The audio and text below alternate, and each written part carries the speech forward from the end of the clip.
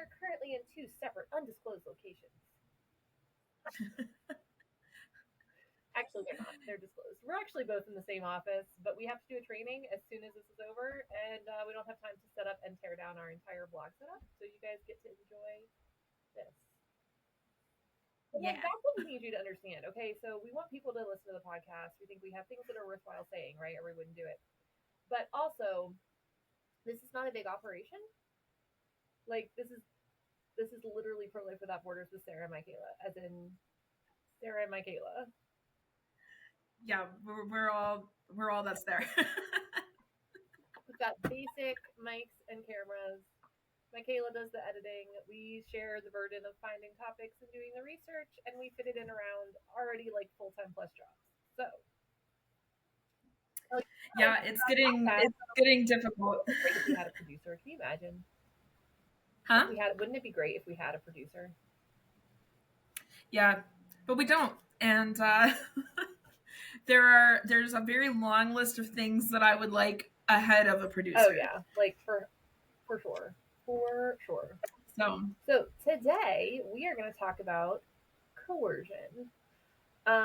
Yeah. Coercion in relationship to abortion. So I actually looked it up. I'm a big definition fan. We actually found out today that Mikayla has an entire chat group dedicated to nerdy words. So we were talking about dally. So backing up even further, our staff does a devotion every week together, and we're currently doing Valley of Vision, which is a collection of Puritan prayers. It's so great. It's causing all of our Presbyterian staff to like completely geek out. Like they absolutely love it. And today, one of the words in the prayer was dally. And so we were talking about dallying and dilly-dallying and dillying. And all of those things are like slightly different. And so, yeah, big fan of words here at Promise of Life. I have someone in my life who likes to remind me that I have multiple degrees in words. They're fun. I like them. They are fun. And I feel like English gives us a lot more opportunities than even most people want to think about the meanings of words, because we're constantly messing around and stealing words from other languages and whatever.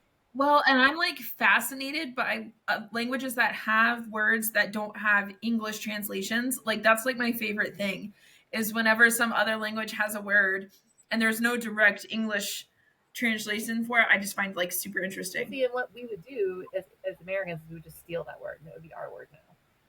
Yes. Well, which is, I mean, like a lot of people have. I mean, I'm trying to think of examples like right off the bat. I think "huga" is a word that like Americans are kind of like co-opting from, I think it's Swedish. Mm-hmm. We don't have like a direct translate. The closest we would have, I think, is cozy. But like "huga," you've seen it like HYGGE. Like it's not spelled the way that it looks. I have, now that you've spelled it, I'm like, is that what that is? I think I've only seen it at IKEA. Yeah, "huga." I think it's Swedish. And another word that we've, like, as Promise of Life Network back in the olden days, we co-opted a Swedish word, fika. Which there's no direct correlation to fika. We need to bring that back.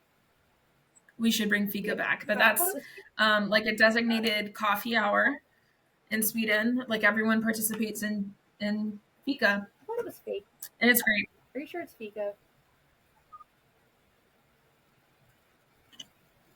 Fika. I'm not actually sure. It's FIKA. I know that much. And the rule of fika, which is what I've been calling it, and I could be wrong, although I think I looked it up, but that doesn't mean anything, is that you can't talk about work. And so we used to have like a half hour before our weekly staff meeting, and that was the rule. Like you could come, you could have coffee, and you could not talk about work. And so I was thinking we should do that because our staff meeting is every Wednesday at 11:30. We should start at 11 and have a gathering. We're both wrong. Wait, what is it? FICA. Like the school? Yeah, you were closest. It's FICA, apparently. Well, whatever it is, we should do it. Another cool word that we 100% stole, which I think is like beautiful because it's so specific, is moccasin. Is what? Moccasin. Moccasin. Oh yeah. Like it's not just a shoe; it's a soft, cozy shoe that you get to wear, and it makes your feet soft and cozy. And I love that like we were like, we can't just call it a shoe. We need to steal this word so we can be even more specific about what kind of shoe we're talking about. Yeah. So another word that's way less fun than moccasin or FICA is coercion, and that is the topic of the day. And coercion is the practice of persuading someone to do something by using force or threat.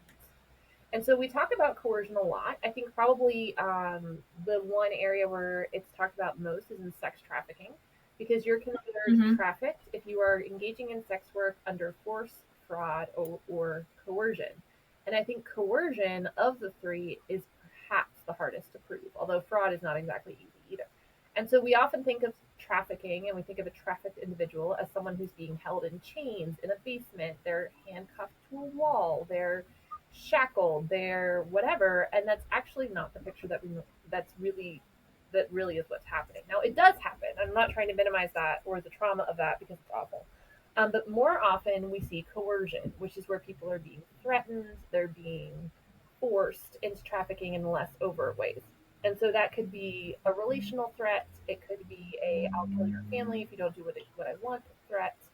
And so I think that that's most of the time when I think of the word coercion, I immediately jump to trafficking. Unfortunately, it can also happen in abortion. And so abortion coercion is something that I have been trained in since like day one. So when I was an intern in 2008, we talked about identifying if a client was being coerced into having an abortion, and we talked about what to do about that.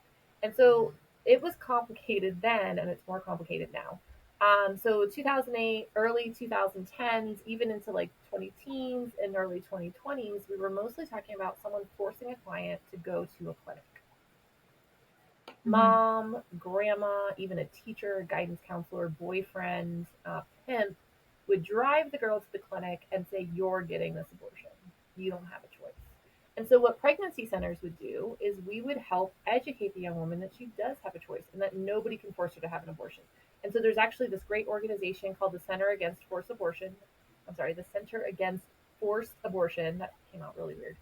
And they provide pregnancy centers with letters and other statements to give the client, to give the client's parents, or whoever else is perhaps coercing her, and even to send to the abortion clinics, because we know, and it's been documented, that abortion clinics are not always on the up and up in ensuring that it's really the girl's choice.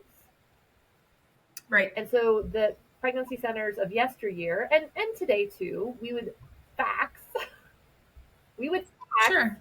these letters to with the client's permission to the abortion clinics and say, "Hey, if this person shows up at your clinic and she's being saying she wants an abortion, she's actually being coerced. She does not want the abortion, and you're breaking the law if you give it to her." And so it's Mm. still hard. We had a case of a client who was special needs, and it was a very tough situation. She did not want the abortion. Her mom wanted her to have an abortion, and so we tried to talk about like, hey, this is her choice. It needs to be her decision. It's her body. You can't force this on her. And it's hard. And again, it's coercion. So it's hard to prove and Hmm. it's hard to resist, especially if you're a teen or you're a child or you're in some way dependent on your parents or whoever's coercing you into having an abortion. So you might be saying, "Oh, I want this. I have to do this. I don't have a choice." But what we don't see is on the back end, who's telling you that you don't have a choice? Who's telling you you Right. have to do this? Who's telling you if you don't have an abortion, you can't stay here, you can't live here, we won't feed you, we won't take care of you, those kind of things. Right. Unfortunately, So, mhm. go ahead. I was gonna say, so that's kind of been the history of coercion and abortion, specifically about um, going into a clinic, right? Like you're going to Planned Parenthood or some other abortion clinic, and someone is forcing you to go. And you and I both know that coercion now has the opportunity to look very different because these abortion pills, well, because of the abortion pill itself. So it's no longer like a procedure, like a surgical procedure that you're having done against your will. Now they're pills that you can take. And that's much easier to coerce someone with because, and we have multiple counts of women who are they're essentially being drugged. Like they are being abortion roofied. Yeah. So they have partners, family members, pimps, whoever it is, Instead of having to sweet talk, for lack of a better word, someone into an abortion clinic, now they're just putting misoprostol in people's drinks. Or, and I'm sure this is happening, and we're going to talk about that. That's like the easy thing, right? Like, oh, they're putting it in their drink. They're hiding it, which isn't even coercion technically. It's like No, that's just outright drugging drugging someone. someone. But what it doesn't talk about are the many, many, many cases that we'll probably never know about of like mom buys the abortion pills online and says, "Guess what? You're taking them." Mm-hmm. Or it's not being snuck into them. They're just being told, "Look, I have these pills. I bought them on the internet, and you're taking them because you're not having this baby." Yeah. And So, I mean, it really it's runs the gamut in when it the comes to practical world coercion. because pimps can buy 15, 20, 30 cases of these things and just have them on hand. Yeah. Yeah. And so, definitely, the online abortion pill access has changed how we have to approach things like coercion because we are trained, right? And like how to screen clients for coercion. Are we making sure that they're having, do they have a safe situation at home? Asking those types of questions. Well, now we have to also think about what they're coming across online, who they're spending their time with, up to the extent of realizing that they could actually be drugged against their will, or they're being told false information so that they will take the pills. I'm sure, and I know that we have some accounts as well of women who aren't being told the truth about what it is they're taking, or they're not being told the truth about what it is they'll experience when they do take them. So perhaps they know they're abortion pills, but they're told it's just like a period. You can't convince me that that's not on some level Yeah. coercion. The other thing that I'm wondering is how many women are taking these pills and they don't even know after it's over, they think they had a miscarriage. Mm-hmm. And so they're being tricked into taking pills. Like the one account we're going to talk about is someone who told his girlfriend or fiance or whoever that it was like vitamins. And they are like, "Oh my goodness, I'm bleeding and cramping. Oh, you must be having a miscarriage." Mm-hmm. Yeah. So the whole thing is just an absolute disaster. And the abortion pill is just so unchecked right now. And unless we step up and do something, it's going to get worse. But let's talk about some of these stories. So, one of my favorite resources is the Susan B. Anthony Pro Life America resource. Is absolutely fantastic. They have some really, really great things. Definitely check out their website. It's just sbaprolife.org. And so the website or the article that we're reading was put out by them. So they also share research from Charlotte Lozier Institute, which is one of my other favorite organizations. It's like a pro-life research institute think tank kind of vibe, and they're super great. So according to research from the Charlotte Lozier Institute, more than 60% of women who had abortions say they faced pressure to do so from boyfriends, family members, or others. 60%. That is Right. insane. That is an insanely high number of women who are being pressured to end their unborn child's life by someone important to them. Mm-hmm. And one of the things we see in the center is it's usually moms and boyfriends. Mm-hmm. So, and one of the challenges here is like we ask the client, what do you think your family will think? What do you think your parents will think? What do you think your boyfriend will think? Well, if they're not in the room, we don't know, and they may not know. And we had clients who said, "Oh no, my mom is totally going to support me. Like she's so pro life. She loves kids. This is going to be great." And then we find out that mom drove her to the abortion clinic because mom's pro life convictions stopped when it was her daughter that was pregnant. And so so what can happen is we bring them in and maybe the client is verbalizing that she wants to have the baby. Maybe she's saying that she wants to have the baby. We do all the education, but then when she goes home and she's facing that pressure from family or boyfriend or whoever else in her life, things start to get really murky and it can be really, really complicated. Mm-hmm. So then obviously this becomes even more problematic when you mix it with the fact that you can now get abortion pills online. There's no medical screening. Nobody's asking for questions. Hey, do you want to be here? Is this what you want? Is this your choice? Have you learned about all your options? And so anybody can go online, fill out the stupid questionnaire, and buy abortion pills. Doesn't matter if you're pregnant or not. Yeah.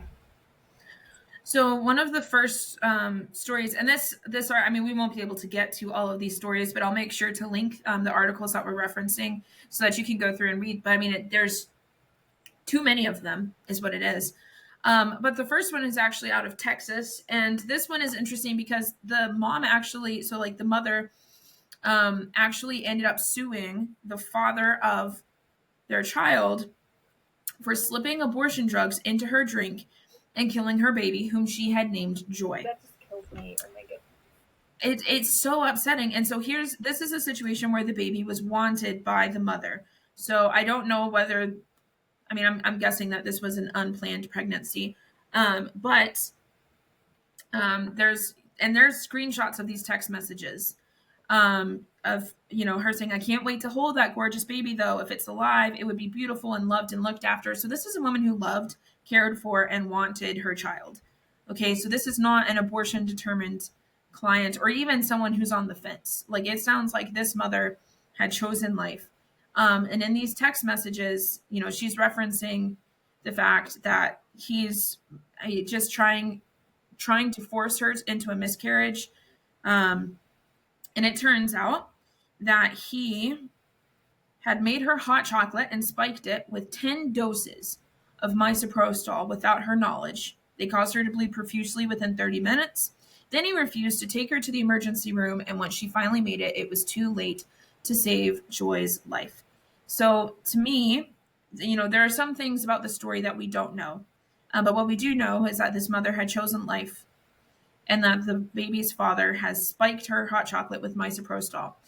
Interestingly, they include a picture of the medication with the father of the baby's name on it. Yeah, And it's like if they had just required that some kind of identification, like right. So here's the gender neutral name. Okay. Yes. But here's the thing is that this is in his name. So this prescription is in his name. And he bought it from Aid Access, and I know for a fact because I've actually gone through the process with Aid Access just out of curiosity for obtaining abortion pills, and they don't check anything. So there's no ID to confirm that a woman has purchased these pills. So a man is purchasing abortion pills, already a red flag, but not to Aid Access. And then I also noticed that the picture is actually a prescription for mifepristone. So it looks like they were given the 2-step abortion pill process, which is very common here in the States. Step number 1 is you take mifepristone, which deprives the baby of progesterone and stops the heartbeat. And then you take misoprostol, which is what induces uterine contractions. And it looks, from the looks of things, that they only mention that he spiked it with misoprostol. Yeah, he may not have used mifepristone at all, or so he didn't use mifepristone at all. And this is unfortunately something that we come across on the international chat line. Our clients, the women we're speaking with, aren't using the 2 steps that we're used to here in the States. They're only using misoprostol, which can be, I mean, obviously all abortion is bad, but that's particularly traumatizing if you happen to be further along in pregnancy, because you run the risk of a child being born alive and breathing and moving. And I can't even imagine her terror at going through this and him just saying, "I'm not taking you to the emergency room." Right. Like, this guy is a grade A jerk. But so these text messages, she's saying, "You've told me 1,000 times you're trying to stress me out so I lose the baby. It's sick. I can't wait to hold the gorgeous baby, though, if it's alive." And I'm like, so clearly this is like an abusive relationship. Yeah, this is toxic. And so he's telling her he's trying to stress her out and make her lose the baby. But then he's like, "Here, I made you some hot chocolate." Like, there's definitely a lot more going on here. And I think those are the women who are going to be most vulnerable to this, that they're already in abusive relationships. They're already being treated poorly. They're already blurring the lines between love and violence. And here we go.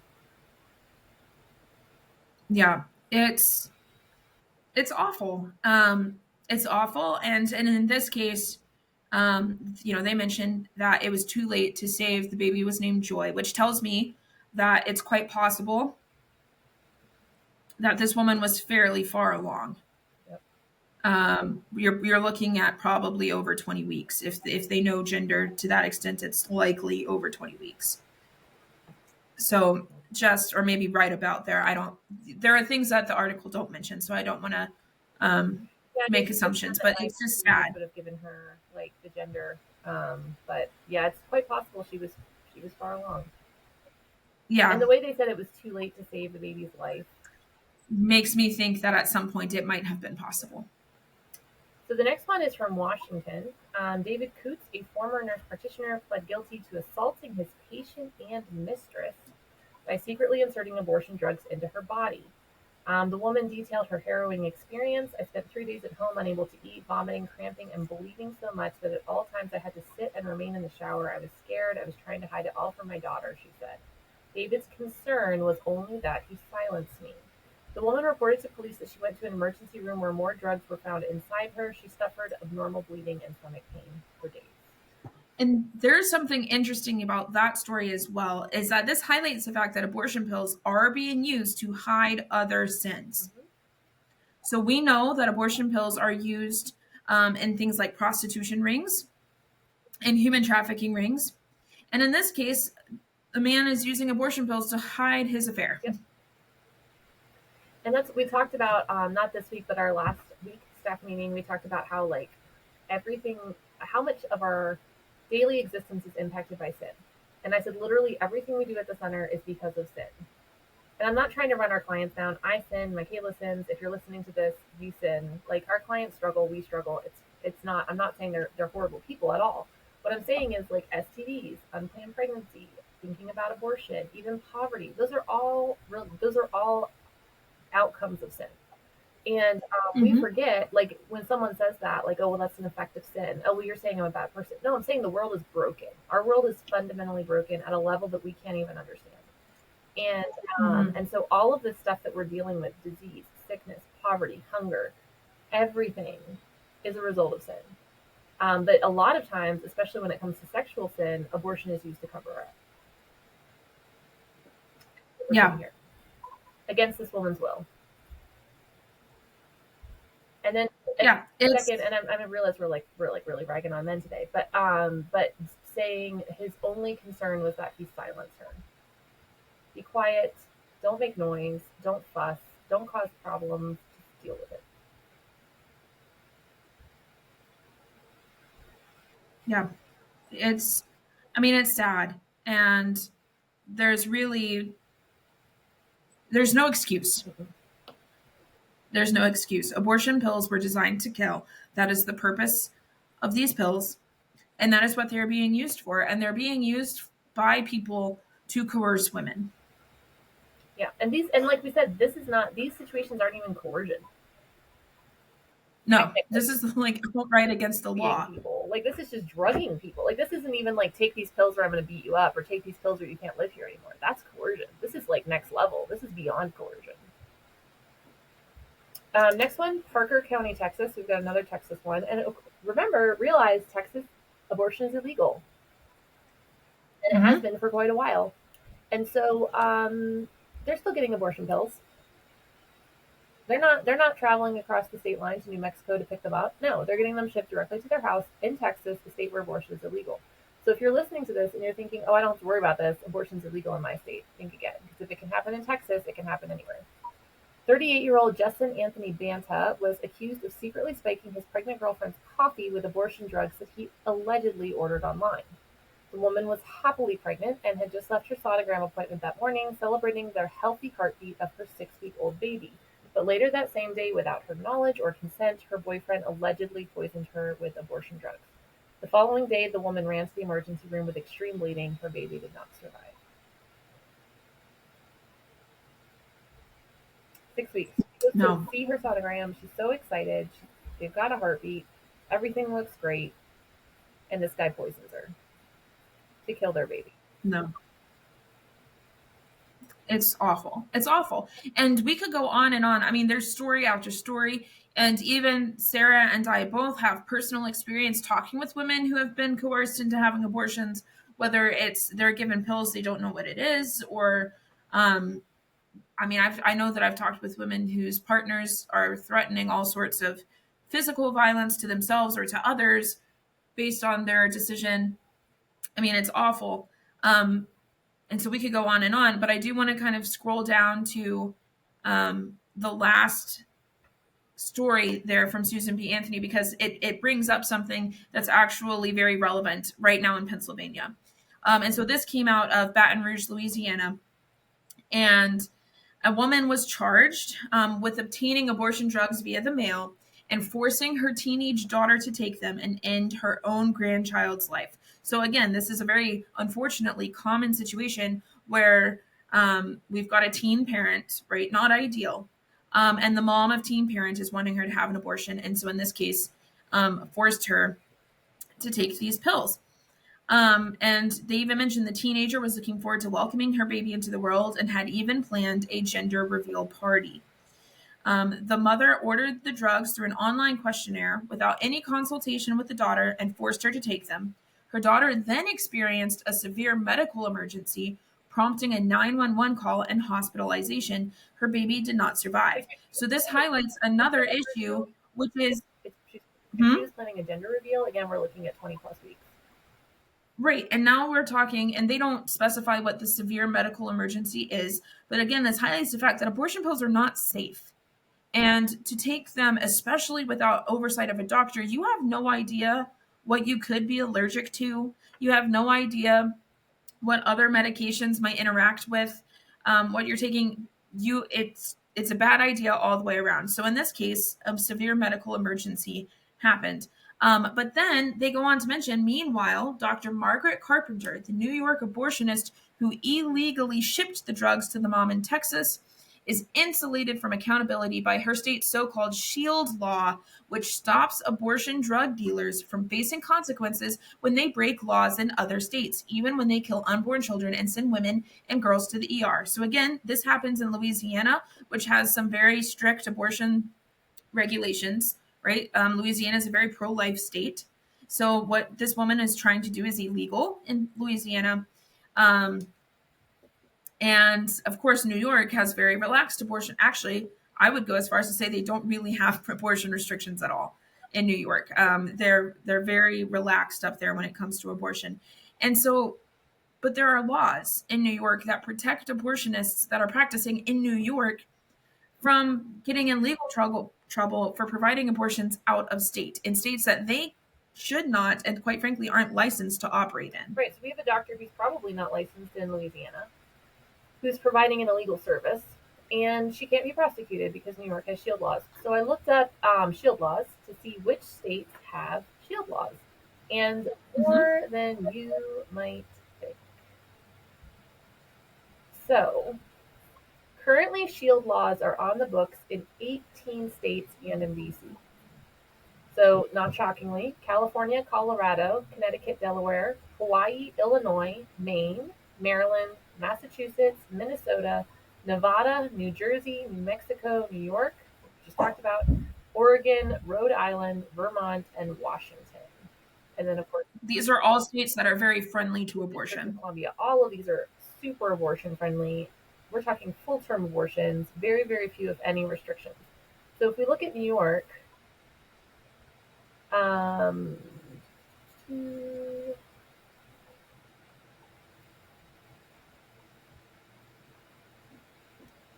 in 23, New York enacted a law expanding the 2022 statutory shield protections to New York providers and others who help, because this is a pro-choice website, who help patients outside of New York access abortion via telemedicine.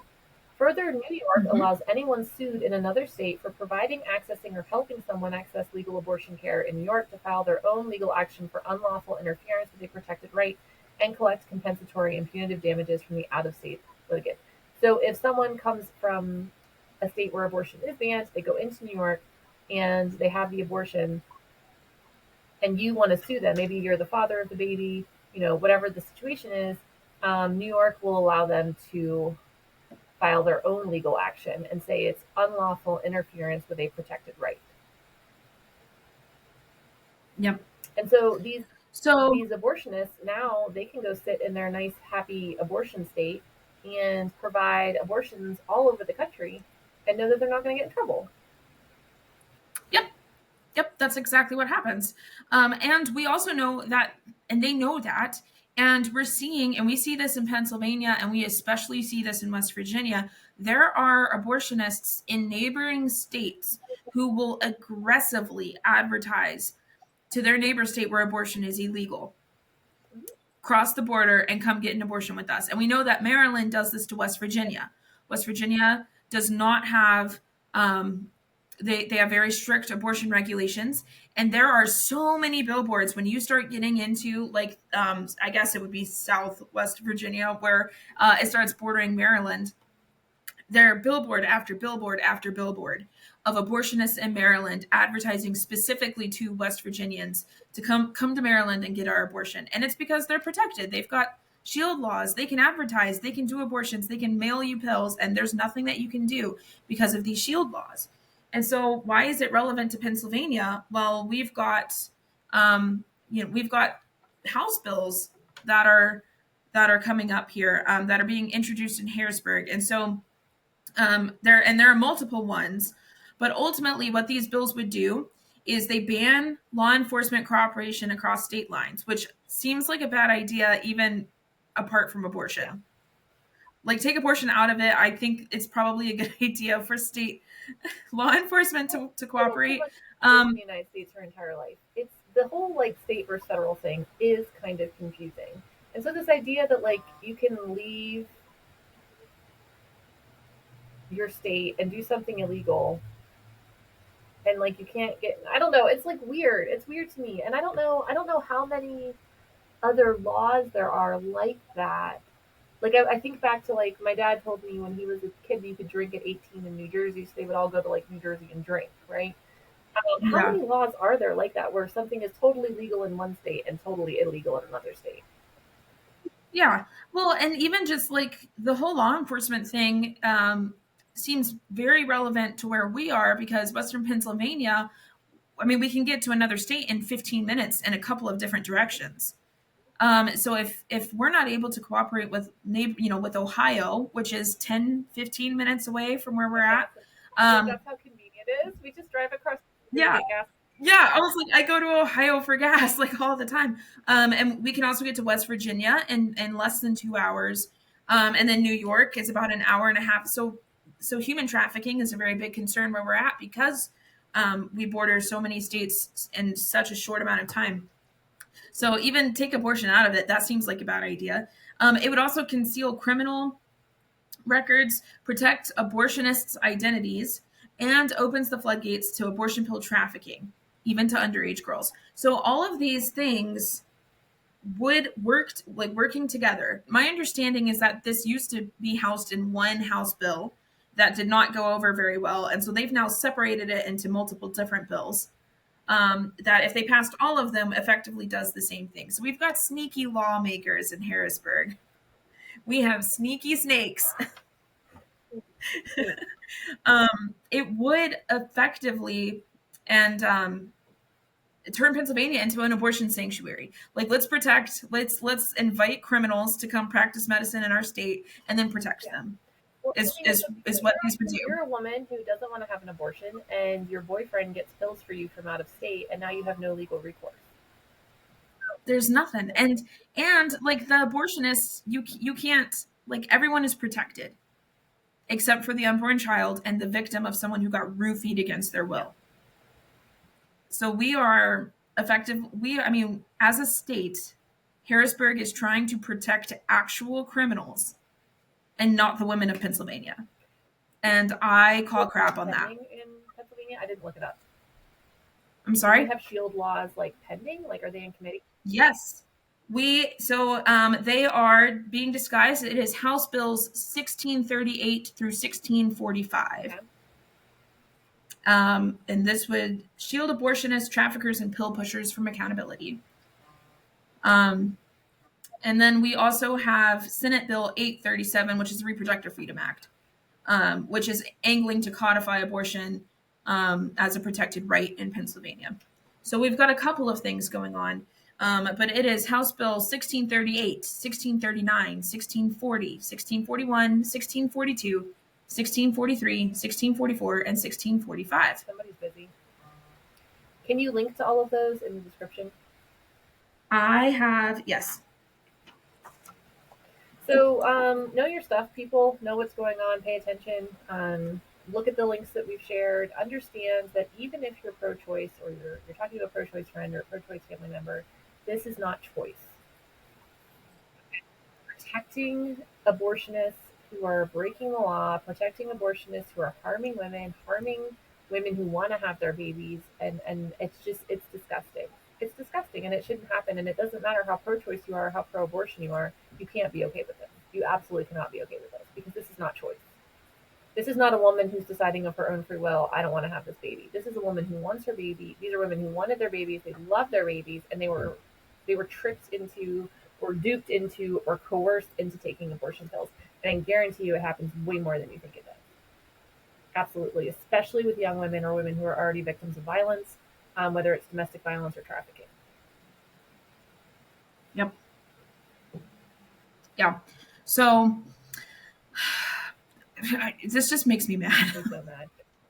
This gets to the part of the podcast where it's like, oh, we need our Jesus moment. And I'm just like, I'm going to go yell at people in Harrisburg, which, I mean, it's September. So this is a very good time to bring up the fact that Pennsylvania does have a state march for life coming up here in September. It is September 22nd in Harrisburg, Pennsylvania. I hear the speaker this year is going to be off the chain. I can't believe they picked me, honestly. Like they were like, "Hey Sarah, do you want to?" I knew that the board of the PPWC was putting me out, so I knew that like if one of us was picked, it was going to be me. But I'm also a little bit like, okay. So if you have not heard Sarah talk enough on the podcast, you can hear the chaos in person on Monday, September 22nd in Harrisburg, Pennsylvania. Sarah will be speaking at the PA March for Life. It is a great event. Last year it did rain a lot. So I have not even looked at the weather. It's too far out. We're still a couple weeks out, but just maybe be prepared just in case. Be prepared that it could rain. I was not. And so last year I just marched wet and it was fine. But it's a really good opportunity to go to Harrisburg and make your voice known because this is something that Pennsylvania is actively working towards. Right? We've got all of these bills. And again, I'll link all of the information so that you can read these House bills for yourself. But we are effectively trying to become a sanctuary for abortion here in Pennsylvania. And as the state, are trying to make moves to protect criminals and to harm Pennsylvania women. And so if you are a woman in Pennsylvania, or if you are anyone else who has a woman in Pennsylvania that you care about, you should show up to... If you have a woman, you're probably the... No, but like if you have someone in your life who is a female residing in the state of Pennsylvania, not better. If you are a human being, you should come to Harrisburg on September 22nd. When you're visiting from an outside planet, you should come to. But no, I think about our friends in West Virginia. You should pay attention to this because if we become an abortion sanctuary, you are now being pressured not only from your southern friends in Maryland, but now your northern friends in Pennsylvania. So West Virginia is in a really crappy spot right now. As per usual. As per usual, it's not good. And so I would encourage you to come to Harrisburg on September 22nd. You can listen to Sarah speak. You can march with us. There are opportunities to speak with legislators. Let them know that this isn't going to fly in Pennsylvania. Right. Because Pennsylvania cares for women. And this ain't it. And people talk about like, oh, what's the point? What's the point of marching, blah, blah, blah. The legislators pay attention. The Pennsylvania March is huge. It is the largest protest all year long. And so people notice that. Like streets are blocked off. There's extra security. People are marching. People are walking. There's a rally. There's a stage. It makes an impact. And so showing up and walking that day, bring your kids, bring your grandma, bring your best friend. It makes a difference. You have an impact. Yeah, and like I said, last year the weather was not optimal. It was suboptimal. It was not good, and we still had a huge turnout. Yep. And there was nothing more encouraging than seeing little old ladies who have no business being outside in the rain, marching around Harrisburg with their walkers. I mean, there they were. There were fewer seniors than I would have expected. But they had babies under tarps. Like there's babies in strollers and they had like a tarp over top of the baby. People like it's important. And so we're grateful for the people who are committed to going. And we, as a call to action for today, show up to Harrisburg. If you live in Pennsylvania, it's September 22nd. It's a lovely state capital. There's lots of cool things to see. but also it's the PA March for Life. And this is not something we can sit back and let happen. Like, these are bills that were introduced. I know at least one of them was introduced the end of June, early July. So this are things that they are trying to slide through Harrisburg, and I haven't heard anything about it until today. And I live here and actively work here. So they are being sneaky. We don't like it. And it makes me mad. So our Jesus moment, I'm going to say, is Proverbs 24:11. Rescue those who are being taken away to death. Hold back those who are stumbling to the slaughter. Verse 12. If you say, behold, we did not know this, does not he who weighs the heart perceive it? Does not he who keeps watch over your soul know it? And will he not repay man according to his work? You can't say you didn't know. You can't. No, because now you know. You listen to the podcast, you know. And also, it's not a surprise. It's irritating, it's frustrating, but I'm not remotely surprised that Harrisburg is trying to pull off a stunt like this without people knowing about it. And so we are called as Christians. We know about the injustice that's being done in our state. We cannot turn a blind eye. All right, well, that is today's episode, and we will see you guys next week. Thank you.